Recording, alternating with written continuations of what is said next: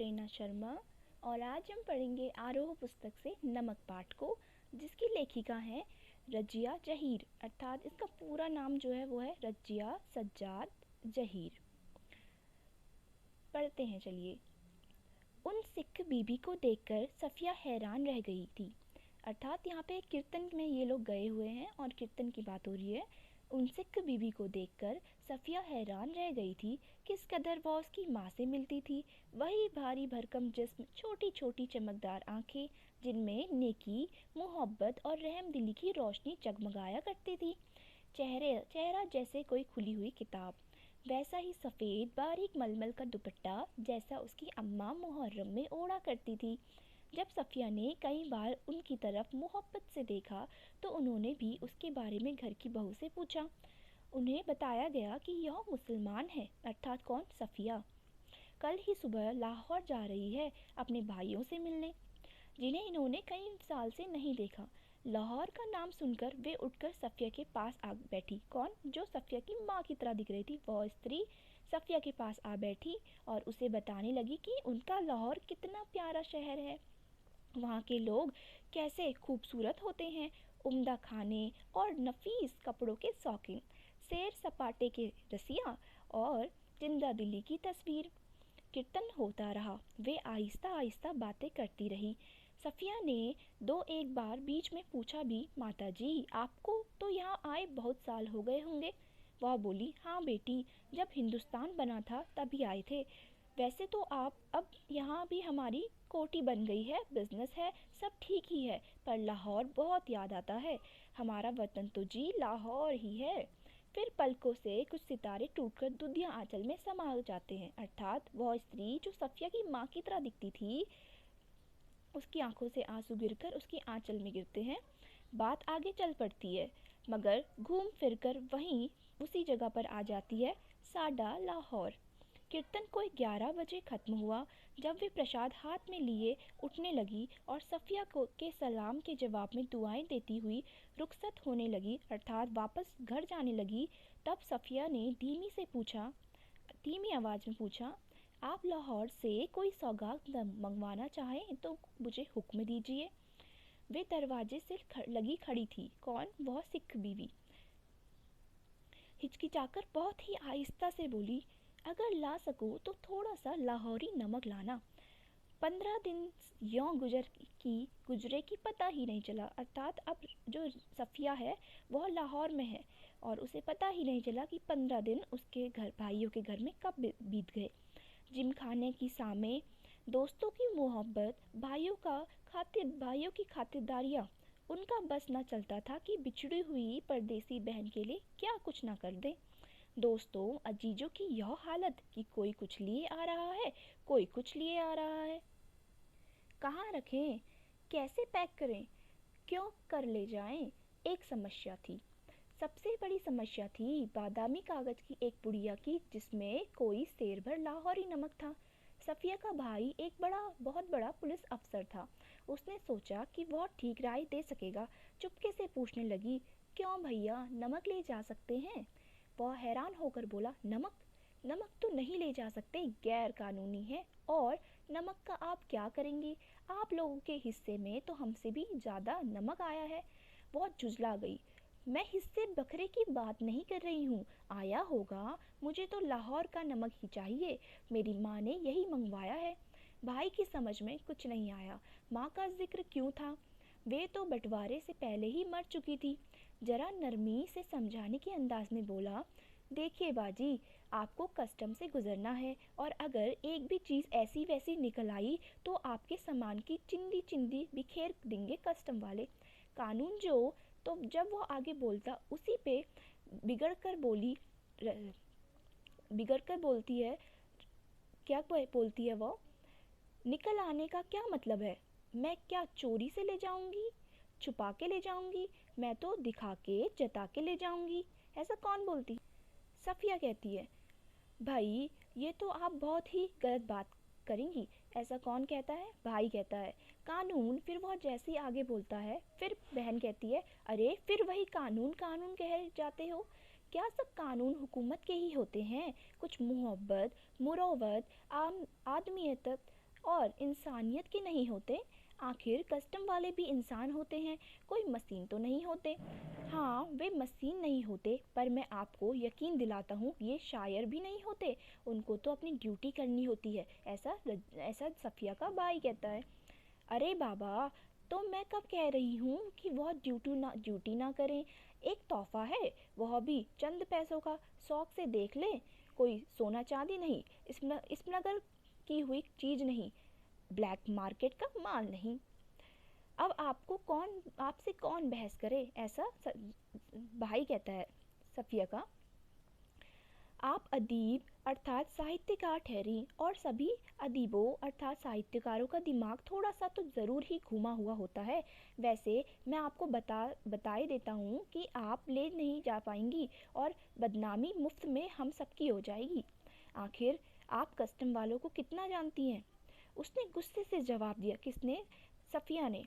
क्या कहा? कस्टम वालों को जाने या ना जाने, पर हम इंसानों को थोड़ा सा ज़रूर जानते हैं। और रही दिमाग की बात, तो अगर सभी लोगों का दिमाग हम अदीबों अर्थात साहित्यकारों की तरह घुमा हुआ होता, तो यह दुनिया कुछ बेहतर की जगह हो जाती भैया। मगर गुस्से से उसकी आंखों में आंसू बहने लगे थे। किसके? सफ़िया के। उसका भाई सिर हिलाकर चुप हो गया। अगले रोज़ 2 बजे दिन को उसे रवाना होना था। सुबह के लिए वह व्यस्त कार्यक्रम बन चुका था। इसलिए उसे सारी पैकिंग रात ही को करनी थी। कमरे का दरवाज़ा अंदर से बंद करके वह सामान बांधने लगी। इधर उधर फैली हुई चीज़ें धीरे धीरे समेटकर सूटकेस और बिस्तर बंद में चली गई। सिर्फ 2 चीज़ रह गई। एक तो वह छोटी सी टोकरी जिसमें किन्नू थे, एक दोस्त का तोहफा, संतरे और माल्टे को मिलाकर पैदा हुआ गया फल किन्नू माल्टे की तरह रंगीन और मीठा, संतरे की तरह नाजुक होता है। और दूसरी थी वह नमक की पुड़िया। अब तक सफ़िया का गुस्सा उतर चुका था। भावना के स्थान पर बुद्धि धीरे धीरे उस पर हावी हो रही थी। नमक की पुड़िया ले तो जानी है, पर कैसे? अच्छा, अगर इसे हाथ में ले लें और कस्टम वालों के सामने सबसे पहले इसे को रख दें। लेकिन अगर कस्टम वालों ने ना जाने दिया तो मजबूरी है, छोड़ देंगे। लेकिन फिर उस वायदे का क्या होगा जो हमने अपनी माँ से किया था? यह सब सफ़िया कह रही है खुद से। हम अपने को सैयद कहते हैं, फिर वादा करके झुटलाने में क्या मायने? जान देकर भी वादा पूरा करना होगा, मगर कैसे? अच्छा, अगर इन किन्नों की टोकरी में सबसे नीचे रख लिया जाए नमक, तो इतने किन्नों के ढेर में भला कौन इसे देखेगा? और अगर देख लिया, नहीं जी, फलों की टोकरियां तो आते वक्त भी किसी की नहीं देखी जा रही थी। उधर से केले, इधर से किन्नू, सभी ले जा रहे थे और ला भी रहे थे। यही ठीक है, फिर देखा जाएगा। उसने किन्नू कालीन पर उलट दिए, टोकरी खाली की और नमक की पुड़िया उठाकर टोकरी की तह में रख दी। एक बार झांक कर उसने पुड़िया को देखा और उसे ऐसा महसूस हुआ कि मानो उसने अपनी किसी प्यारे की कब्र की गहराई में उतार दिया हो। प्यारे को कब्र की गहराई में उतार दिया हो, अर्थात उसने नमक की टोकरी सबसे नीचे रख दी थी किन्नू की टोकरी में, फिर ऊपर से किन्नू रखे। कुछ देर अकड़ू बैठी वह पुड़िया को तकती रही और उन कहानियों को करती रही जिन्हें वह अपनी बचपन में अम्मा से सुना करती थी, जिसमें एक शहजादा अपनी रान अर्थात जांग चीर कर हीरा छिपा लेता था, और देवों, खौफनाक भूतों तथा राक्षसों के सामने से होता हुआ सरहदों से गुजर जाता था। इस जमाने में ऐसी कोई तरकीब नहीं हो सकती थी, वरना वह अपना दिल चीर कर उसमें यह नमक छिपा लेती। उसने एक आह भरी। फिर वह किन्नों को एक एक करके टोकरी में रखने लगी, पुड़िया की इधर उधर, आसपास और फिर ऊपर, यहाँ तक कि वह बिल्कुल छिप गए। आश्वस्त होकर उसने हाथ झाड़े, सूटकेस पलंग के नीचे खिसकाया, टोकरी उठाकर पलंग के सिरहाने रखी और लेटकर चादर ओढ़ ली। रात को तकरीबन 1:30 बजे थे। मार्च की सुहावनी हवा खिड़की की जाली से आ रही थी। बाहर चांदनी साफ और ठंडी थी। खिड़की के करीब लगा चंपा का एक घना पेड़ एक घना पेड़ सामने की दीवार पर पत्तियों के अक्ष लहरा रहा था। कभी कभी किसी तरह से किसी की दबी हुई खांसी की आहट, दूर से किसी कुत्ते की भौंकने या रोने की आवाज़, चौकीदार की सीटी या फिर सन्नाटा। अर्थात आसपास से अनेकों प्रकार की आवाज़ें आ रही थी रात के समय पर। दूर से यह पाकिस्तान था। यहाँ उसके 3 सगे भाई थे, बेशुमार चाहने वाले दोस्त थे, बाप की कब्र थी, नन्हे नन्हे भतीजी और भतीजे भी थे जो उनसे बड़ी मासूमियत से पूछते थे, फूफी जान आप हिंदुस्तान में क्यों रहती हैं जहाँ हम लोग नहीं आ सकते। उन सबके और सफ़िया के बीच में एक सरहद थी और बहुत ही नोकदार लोहे की छड़ों का जंगला जो कस्टम कहलाता था। कल वह लाहौर से चली जाएगी, हो सकता है साल भर बाद फिर आए। 1 साल से पहले तो वह आ भी नहीं सकती थी, पर और या यह भी हो सकता है कि अब कभी ना आ सके। उसकी आंखें आहिस्ता आहिस्ता बंद होने लगी। फिर उसे एक सफ़ेद दुपट्टे की का धुंधिया आंचल लहराता दिखाई देने लगा, जिस पर यहाँ वहाँ सितारे झिलमिला रहे थे। हमें वहाँ से आए तो बहुत दिन हो गए। यहाँ हमारी कोठी भी है, बिजनेस भी। हम यहाँ बस भी गए हैं, पर हमारा वतन तो जी लाहौर ही है। ऐसा वह दुधिया आंचल वाला जो वहाँ उसे सपने में दिख रही थी स्त्री, वह बोल रही थी। अर्थात उसके दिमाग में वह सिक्क बीबी आ रही थी। फिर दिखा इकबाल का मकबरा, लाहौर का किला, केले के पीछे डूबते हुए सूरज की नारंगी किरणें, आसमान से फैलता उभरता अंधेरा, उस रंगीन अंधेरे में बहती हुई नरम हवा, उस हवा में रची हुई मौलसीरी की फूल खुशबू और मकबरे की सीढ़ियों पर बैठे हुए 2 इंसान सिर झुकाकर चुपचाप उदास जैसे 2 बेजान परछाई। तुम कल चली जाओगी, ऐसा उसने सपने में देखा। नींद में जो 2 इंसान हैं वो आपस में बात कर रहे हैं। तो तुम कल चली जाओगी? हाँ। अब कब आओगी? मालूम नहीं, शायद अगले साल या शायद कभी नहीं। अचानक उसकी आंखें खुल गई। शायद उसने मकबरे की सीढ़ियों के नीचे लगी धूप से एक पत्ती तोड़ी थी जिस पर ठंडी ओस जमनी शुरू हो गई थी। हुआ यह था कि नींद में करवट लेते हुए उसका हाथ किन्नुओं से लबालब भरी टोकरी पर जा पड़ा था। रसीले ठंडे किन्नू जिनको देते वक्त उसके दोस्त ने कहा था, यह हिंदुस्तान पाकिस्तान की एकता का मेवा है। सफ़िया फर्स्ट क्लास की वेटिंग रूम में बैठी थी। अगले दिन की बात है जब वह जाने लगी। दिल्ली तक का किराया उसके भाई ने दिया था। वह हाथ में टिकट दबाए वेटिंग रूम के बाहर प्लेटफॉर्म पर टहल रहा था उसका भाई। वह अंदर बैठी चाय की प्याली हाथ में लिए किन्नों की टोकरी पर निगाहें जमाए यह सोच रही थी कि आसपास इधर उधर इतने लोग हैं, लेकिन सिर्फ वही जानती है कि टोकरी की में किन्नों के नीचे नमक की पुड़िया है। और जब उसका सामान कस्टम पर जांच के लिए बाहर निकाला जाने लगा तो उसे एक झिरझिरी सी आई और एकदम से उसने फैसला किया कि मोहब्बत का यह तोहफा चोरी से नहीं जाएगा। नमक कस्टम वालों को दिखाएगी वह। उसने जल्दी से पुड़िया निकाली और हैंडबैग में रख ली, जिसमें उसका पैसे का पर्स और पासपोर्ट आदि थे। जब सामान कस्टम से होकर रेल की तरफ चला तो वह एक कस्टम ऑफिसर की तरफ बढ़ी। ज़्यादातर मेज खाली हो चुकी थी। एक दो पर इक्का दुक्का सामान रखा था।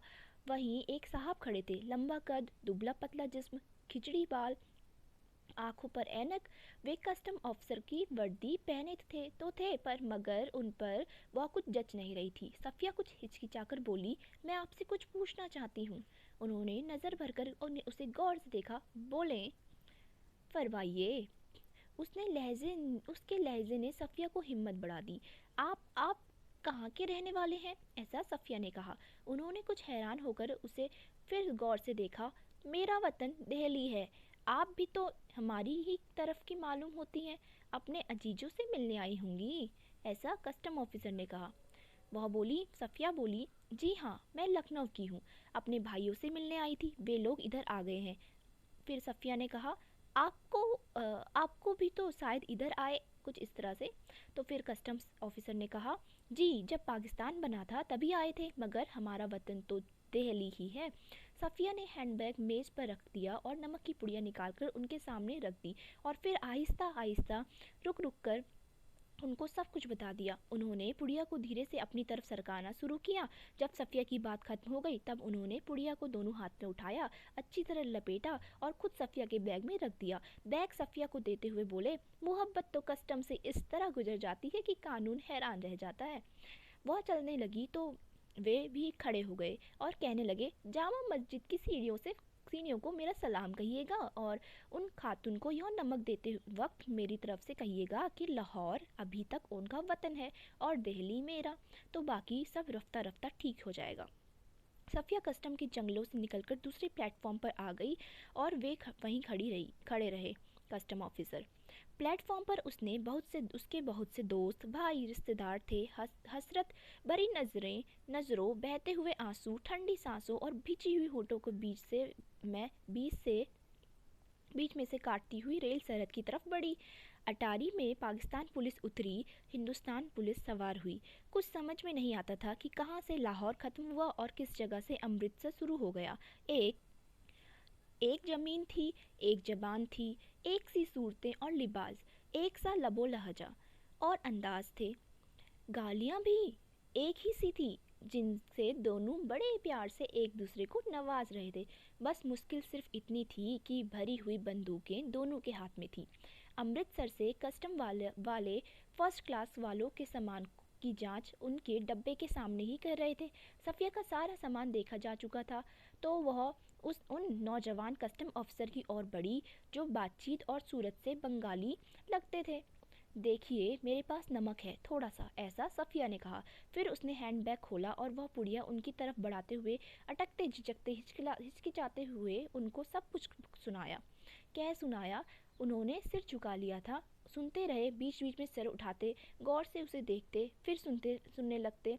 बात पूरी हो गई तो उन्होंने एक बार फिर सफ़िया को ऊपर से नीचे तक देखा, धीरे से बोले, इधर आइए जरा। चलते चलते उन्होंने एक दूसरे से कहा, इनके सामान का ध्यान रखिएगा। अर्थात एक कस्टम ऑफिसर ने दूसरे ऑफिसर से कहा कि इनके सामान का ध्यान रखिएगा। प्लेटफॉर्म के सिरे पर एक कमरा था, वे उसके अंदर घुसे। सफ़िया दाखिल होते हुए हिचकिचाई। वे मुस्कुराकर बोले, आइए आइए ना। जेब से रुमाल निकालकर उन्होंने कुर्सी को झाड़ा और बोले, बैठिए। सफ़िया ने पुड़िया और बैग को मेज पर रख दिया। बाहर की तरफ झाँककर उन्होंने एक पुलिस वाले को इशारा किया। कस्टम ऑफिसर ने बाहर को देखकर पुलिस वाले को इशारा किया। सफ़िया के पैर तले की जमीन खिसकने लगी। अब क्या होगा, ऐसा सफ़िया ने सोचा। 2 चाय लाओ, अच्छी वाली, ऐसा कस्टम ऑफिसर ने बाहर वाले पुलिस वाले से कहा। पुलिस वाला सफ़िया को घूरता हुआ चला गया। फिर उन्होंने मेज के दरार खींची और उसके अंदर दूर तक हाथ डालकर एक किताब निकाली। किताब को सफ़िया के सामने रखकर उन्होंने पहला सफ़ा खोल दिया, अर्थात पहला पेज खोला। बाई और नजरुल इस्लाम की तस्वीर थी और टाइटल वाले सफ़े पर अंग्रेजी के कुछ धुंधले शब्द थे। शमसुल इस्लाम की तरफ से सुनील दास गुप्त को प्यार के साथ, ढाका 1946। फिर सफ़िया बोली, तो क्या आप इस ईस्ट बंगाल के हैं? फिर कस्टम ऑफिसर बोले, हाँ, मेरा वतन ढाका है। उन्होंने बड़े फ़ख्र से जवाब दिया। तो आप यहाँ कब आए? जब डिवीज़न हुआ तभी आए, मगर हमारा वतन ढाका है। मैं तो कोई 12-13 साल का था। पर नजरुल और टैगोर को तो हम लोग बचपन से पढ़ते थे। जिस दिन हम रात यहाँ आ रहे थे उसके ठीक 1 वर्ष पहले मेरे सबसे पुराने, सबसे प्यारे बचपन के दोस्त ने मुझे यह किताब दी थी। उस दिन मेरी सालगिरह थी, अर्थात जन्मदिन था। फिर हम कलकत्ता रहे, पढ़े, नौकरी भी मिल गई, पर हम वतन आते जाते रहे। सफ़िया बोली, वतन? सफ़िया ने ज़रा हैरान होकर पूछा। मैंने आपसे कहा ना कि मेरा वतन ढाका है, कस्टम ऑफिसर ने ज़रा बुरा मानकर कहा। सफ़िया बोली, हाँ हाँ, ठीक है।